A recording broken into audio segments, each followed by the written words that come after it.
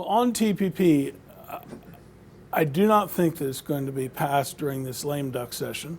I know that some people would like to. President Obama would like to. He'd like to help move this off of the agenda. But I simply don't think that the will in Congress is there to do that right now. I think when the new administration comes in, they've made it very clear that they are highly critical of TPP. And I don't think that that's going to be one of their highest priorities, especially during the first 2 years.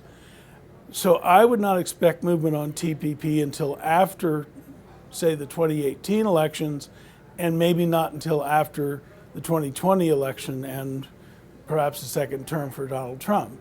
I simply don't think it's going to be on their agenda. Now, there are opportunities in passing TPP. We can provide adjustment assistance to those parts of society that are being damaged by a trade agreement. We can include that in the implementing legislation. No other country is stopping us from including that. But I simply don't think that right now that's going to be the priority of what this administration is going to do. On the other trade issues, such as the renegotiation of NAFTA, this is uncharted territories for us. We've never really had a situation like this before where we've tried to possibly renegotiate a major trade agreement. So the first question is, what does it mean to renegotiate a trade agreement? Does the president do this and bring it to Congress for Congress to pass? How will that work? That will have to be settled if you're serious about doing something like this. But the more important issue on this renegotiation of NAFTA or of other trade agreements, there will be no renegotiation in which we only negotiate about the subjects that we want to negotiate about. If we say we'd like to renegotiate NAFTA or any other trade agreement, I'm sure the other side will be willing to sit down and talk about it. But when they do, they're going to present us with their list of demands.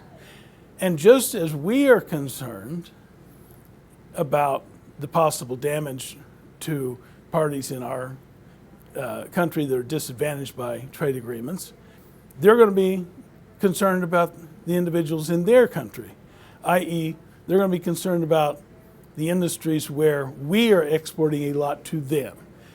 And right now, the biggest winner in most of these trade agreements overall has been the aggregate sector of agriculture.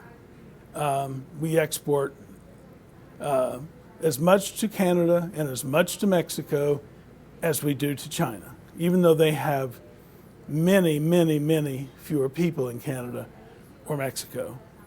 They'll be happy, I'm sure, to talk to us about renegotiation, but they're probably going to say, you know what, we're not too happy with the amount of corn that we're importing. We're not too happy about the amount of dry beans that we're importing. We'd like to talk to you about how to slow the imports of those products into Mexico. And that's the nature of negotiation. You don't get to just talk about the things you want to talk about.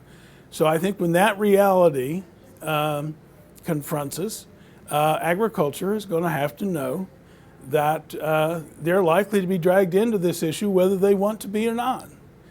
So right now, it isn't clear what the process for doing any kind of renegotiation would be, but I can almost guarantee what the outcome of that process will be. Agriculture will be dragged into this issue.